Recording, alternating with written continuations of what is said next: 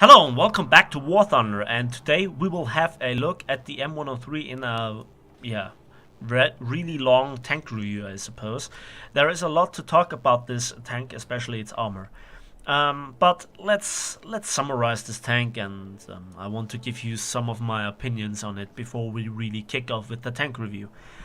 The M103 was always my personal favorite tank for a very long time before ATGMs, the British tank, Leopards, M60s, T10Ms, and such stuff went into the game.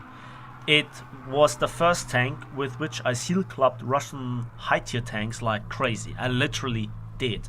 There were games where I had 15 kills in arcade, where I really, destroyed the advancing IS-4 spearheads from the front, which no other tank in that time could do that easily.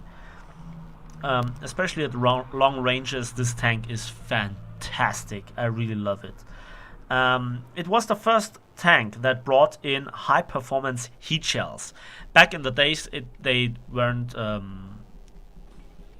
equipped with the name Heat FS, but basically it's just a fin at the end. It doesn't have anything to do with the mechanism of the heat shell itself.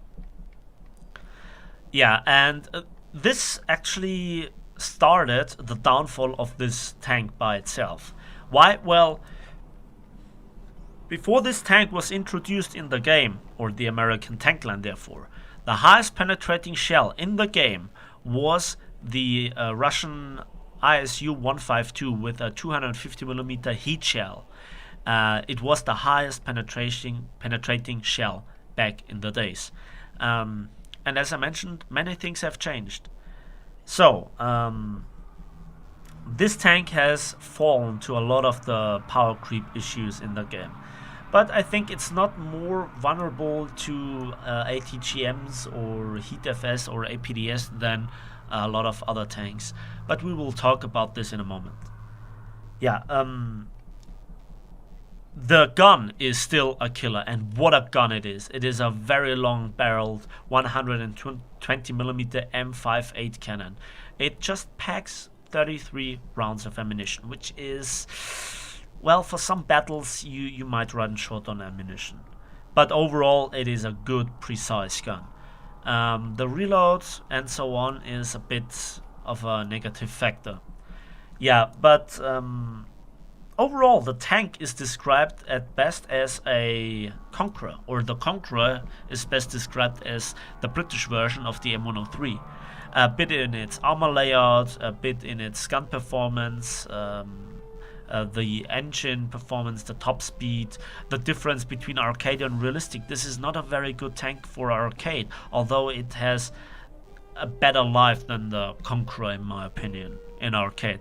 But in realistic, this tank really can cut it, as you will see later on in a gameplay. Now what I will show you in this tank review is basically the tank review, and while that I will play some gameplay in arcade in the background to let you know how this tank performs in arcade, and the realistic gameplay gets a separate commentary. So let's hop right into it. And the armor is a bit weird. Okay. First of all, the lower plate ranges somewhere between over 500mm of effective armor at both ends to 186mm here, depending on the exact angle you're standing on, and ranges up to 280. But don't angle it. If you angle it, you reduce the angle here by so much that you just have 180mm or around, or just under 200mm of effective armor. Then we have this middle bar in two sections, 127mm ranging from 180mm to around 200mm of effective angle. The middle bar, 250mm or 254mm of effective armor or thickness, and effective thickness is all around 320 to around 400mm in certain parts. So this is a strong point. This can be penetrated by heat FS and APDS shells. This one even bounces APDS often, and the upper part of the hull is 114 millimeters thick, but sloped heavily at 62 degrees or around 60 degrees of angles, making it a very tough target for solid shots or APHE shells. And it also ranges from over 500 millimeters to 213 to 266 millimeters. And this is quite, the style of the M103s. You have here practically the weak point with 280 millimeters, but a little bit below that, there is a lot of changes in the armor thickness, ranging between just 200 millimeters to over 300 in a few centimeters difference. And there's a lot of angling and sloping going on. Again, don't angle it; you will just reduce the effective thickness here on the top, and then you can get penetrated by even long 88s. The side of the hull, ranging between 50 and 44 millimeters. This is very thin armor. You can get overmatched from the front when you angle it. Again, don't angle it. The tracks and the structural steel of chassis have a lot of gaps in between, so you get shredded by AAA, overmatched by large caliber shells, as well as the rear. You're not very well protected. And then we come to the turret.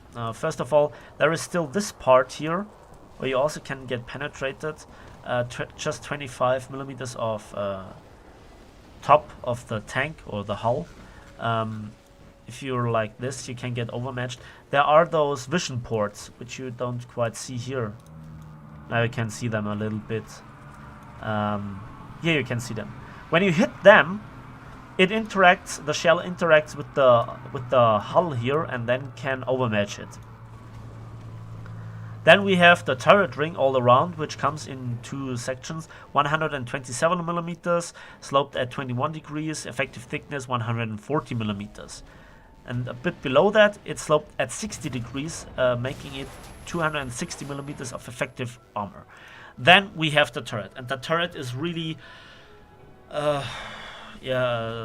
summary of weird armor platings. But let's go start off with the gun mantle, and we have 254 millimeters with various different angles, ranging from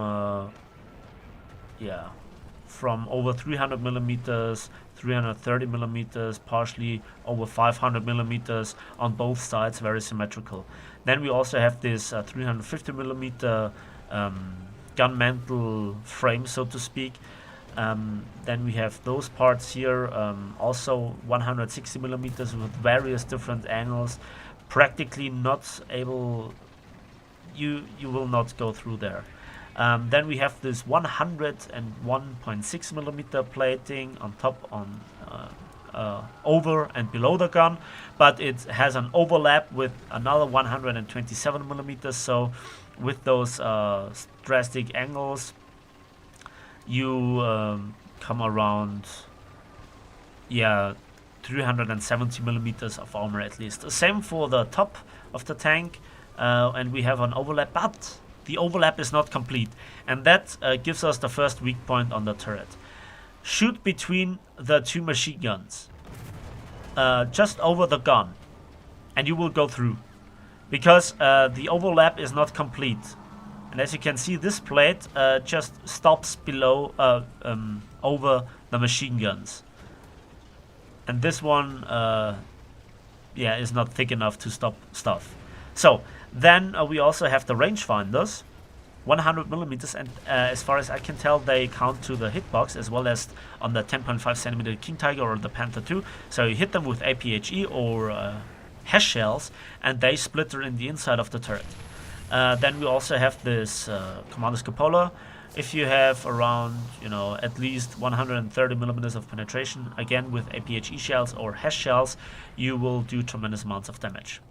This roof is 38 millimeters thick, and with the introduction of 1.63, we saw the introduction of the new mechanic.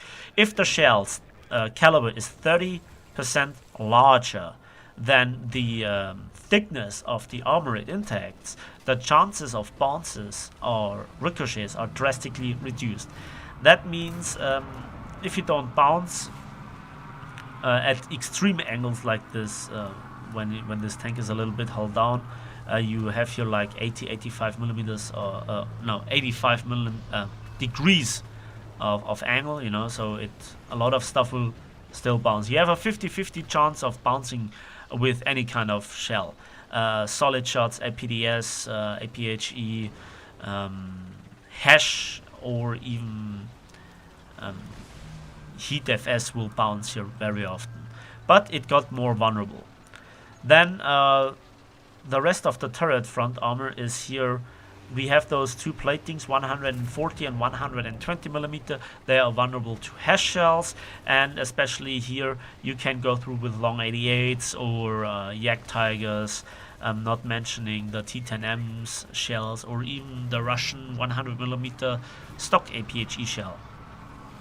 But overall, yeah, a lot of angling and stuff is going on. Then we have also the form of the turret in its entirety. We see this gap, which is rather unique. You know, it's a really big, tall turret. This is such a big turret that even King Tigers laugh at it, and that tells you a lot. Again, various different armor platings, but overall pretty vulnerable. You're not that vulnerable to certain AAAs as other tanks, but yeah, it's not the best amongst all the heavy tanks, to be honest. The T10M, IS-4, even the Conqueror, and especially the Mouse feature much better protection. Yeah, it's overall it's very well protected if you point your armor directly at the enemy. And I would advise you to go hull down and also retreat between the reloads. Let's go on the X-ray. We have 5 crew members, the driver together with the gunner on the left hand side, together with 2 loaders on each side with the commander. And you can see that the commander sits very high over everybody else with a lot of room. So this is a very roomy tank, and with APDS or heat you have a decent chance to actually go through this tank and damage nothing. We also have this engine together with the massive fuel tanks and the big transmission, everything in the back. We also can see that we have a lot of ammunition. We don't have a lot of ammunition, but a lot of ammunition parts spread out through the entirety of the tank. The driver sits between a lot of propellant charges and a few warheads. We have this big ammo rack here, which gets you killed very often. Then a lot of warheads are in the back here, and also this propellant charges. The only ammunition rack that I would recommend to take out is this 10 shells, or propellant charges rather. Then this is emptied, but this doesn't get emptied, and if you want to empty this and this as well, you have to go down to just 11 shells, which is just a third of your ammunition loadout, of your maximum loadout, so that's not very good. Although overall you have a lot of difficulties not to hit any kind of ammunition in this tank. So that's the armor, that's the interior. Let's talk about the mobility.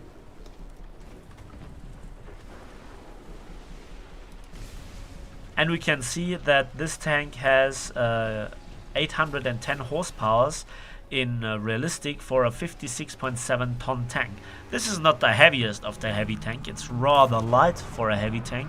The horsepower to ton ratio in realistic is 14.3 horsepower per ton, and in arcade 22.6 horsepower to ton ratio.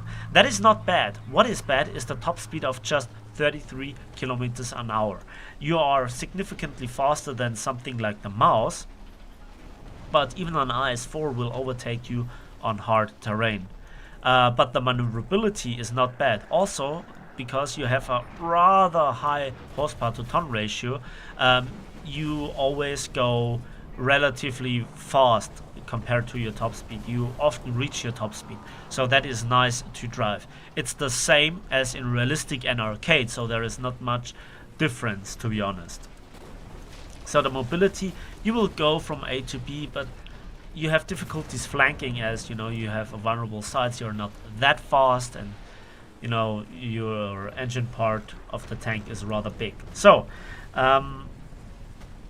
what about tactics? Well, first of all, as I mentioned, you have to go hull down, especially for long ranges. You have a 15.8 second reload rate for this 120mm M58 cannon, and I love this cannon. It's a precise gun, it packs a mighty punch, and it sounds so good. It has one of the best gun sounds in the game.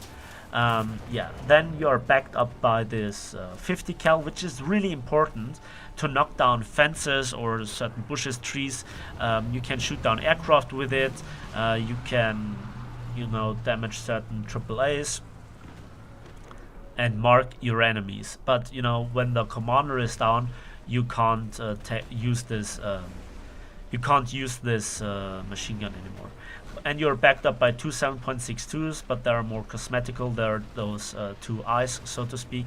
And between those two eyes, there is actually the weak spot of the tank, as I mentioned in the armor review. So, what about the ammunition?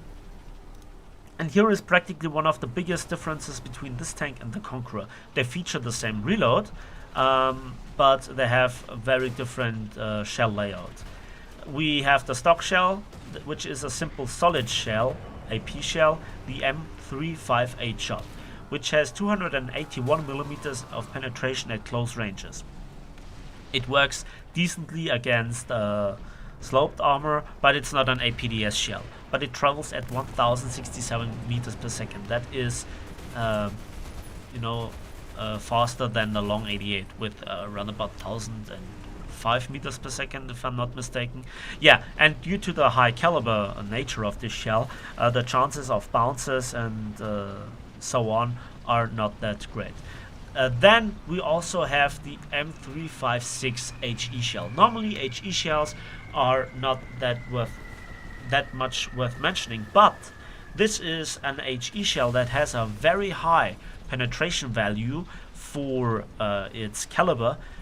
43 millimeters of penetration, and it keeps it and yeah, it's an HE shell, but it's the only HE shell that works better against you know, 90-degree angle than against 60 and 30 degrees angle. And this is unique because this indicates that there is an armor-piercing component to this shell. But even then, the penetration values for the pure explosion is bigger than on the Russian 122mm or the German 128mm. So this shell is, you know, you should take a few into battle. You can splash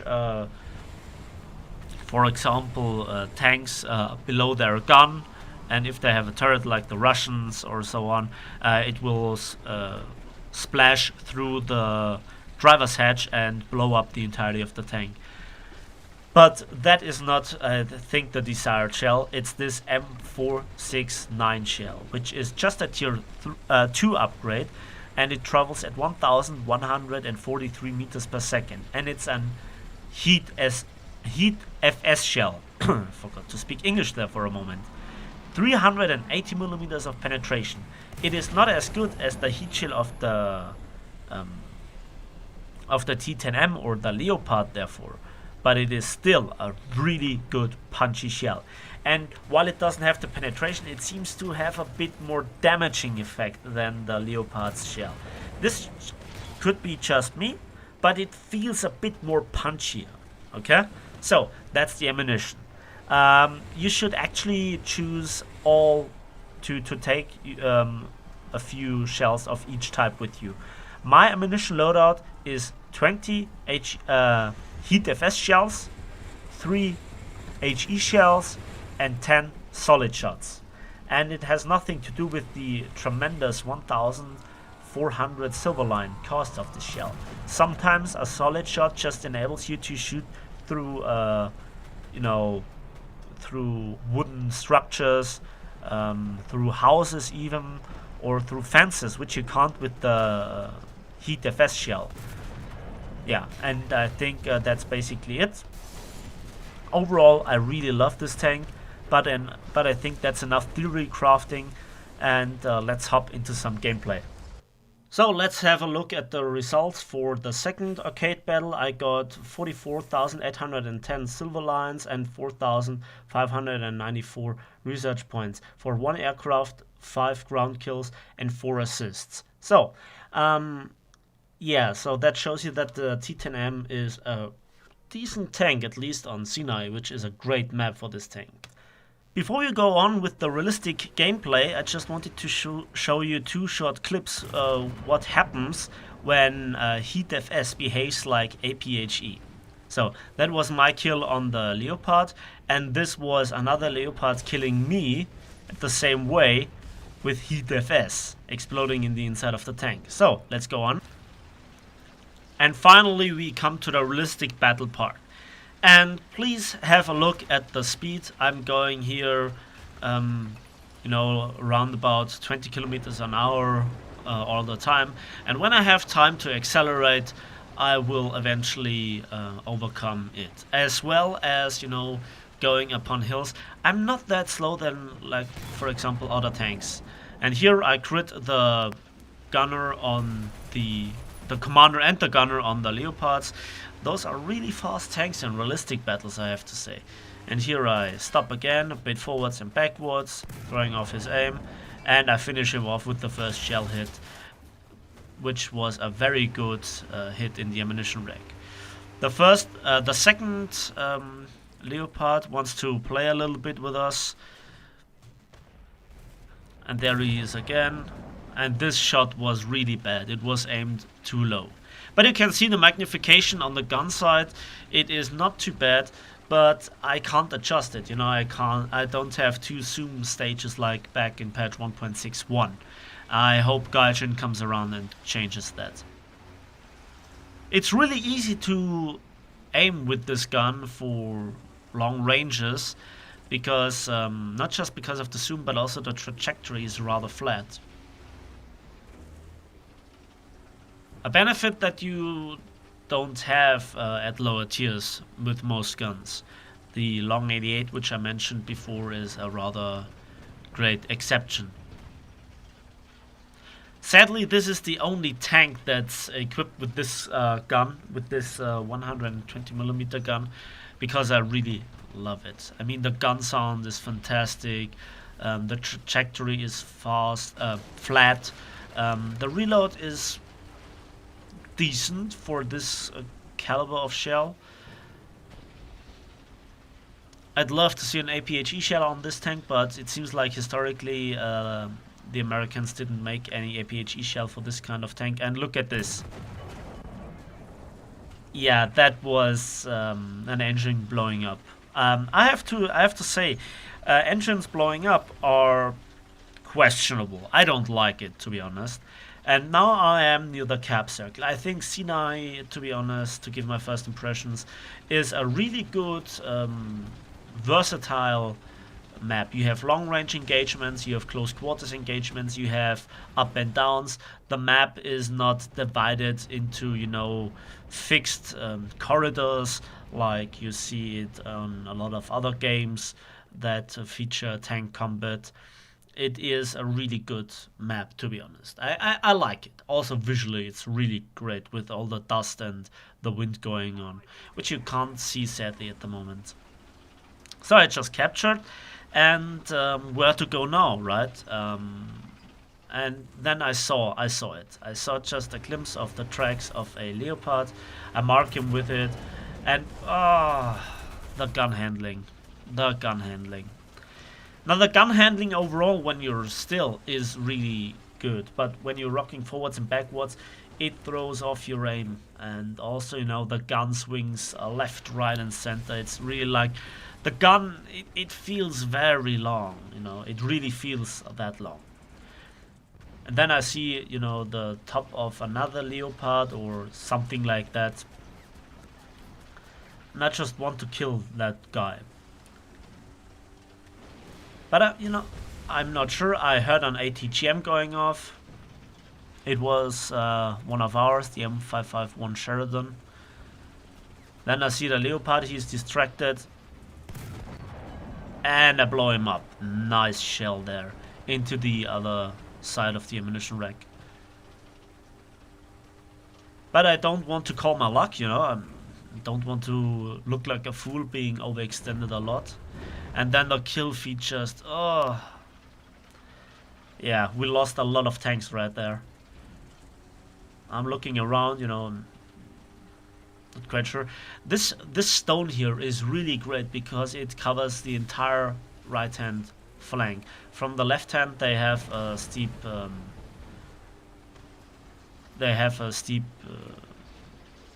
ridge line to cross, so I mostly see them. There is the M551. And I try to look around the other side.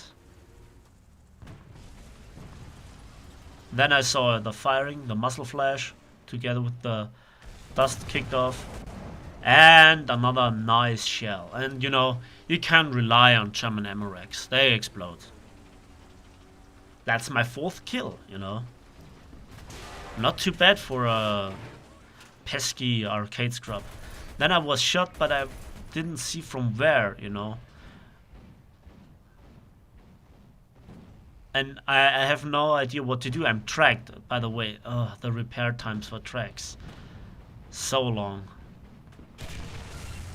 And then I saw where he shot from, and yeah, he's going forth and back. And then he thinks I didn't see him, but I saw him. I extinguished the fire. Leopard behind me. Oh, this is not good. This is not good. This is not good. And one from the front, and I just lost my commander. Together with the rangefinder, I'm tracked, and I lost yet another crew member, and then I get blown up from the front. Yeah, that's not good. And he actually blew up my ammunition rack. I think there was just one propellant charge left, but hey. And I actually use a backup. So, but I made my ace. With the last breath, so to speak. And then I should have watched the team score earlier.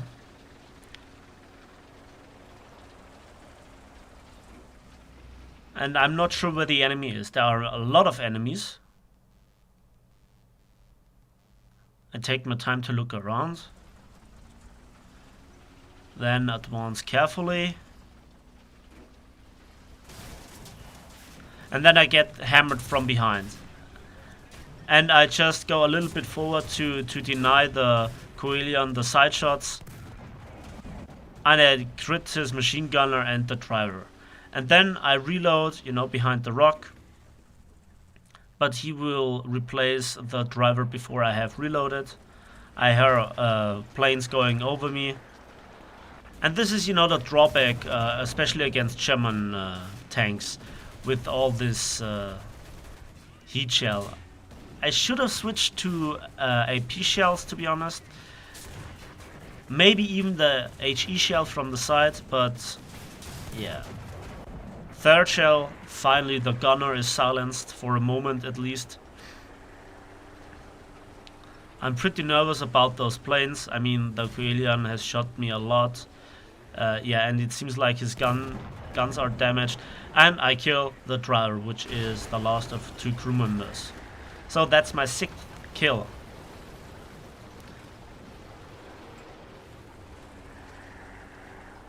And then I see a Do-217 flying over me. And I get attacked by something. Don't even have the time to look at it. Maybe a Horton, I don't know. No signs of the Leopard. At this point, I'm one of the 2 last players on our team, and then I just couldn't make it quite. And yeah, just mislead. Would have been hilarious, to be honest. But then the Do-217 turns in front of my gun, and he is about to stall out. You know, I shoot him down with my machine guns, get some hits, some more hits, and he comes straight on. He comes straight on for me. I aim and I kill him. Nice. I didn't see the bomb and I didn't hear it. So I was quite salty at this point. So just one airplane and one tank with the second M103. So that was the battle for me. I couldn't respawn. Well then, let's have a quick look at the post-battle results screen. Now, we lost this mission, but I managed to shoot down one aircraft. I got 6 ground units, so 6 tank kills, just for 27,800 silver lines and 3,414 research points for the current tank to be researched. So, that's the M103 for you. What do you think about it? Let me know in the comment section. Like the video if you did, follow me on Twitter, and subscribe if you want to see more. Thanks for watching, thanks for listening. See you in the skies of War Thunder and on the battlefields.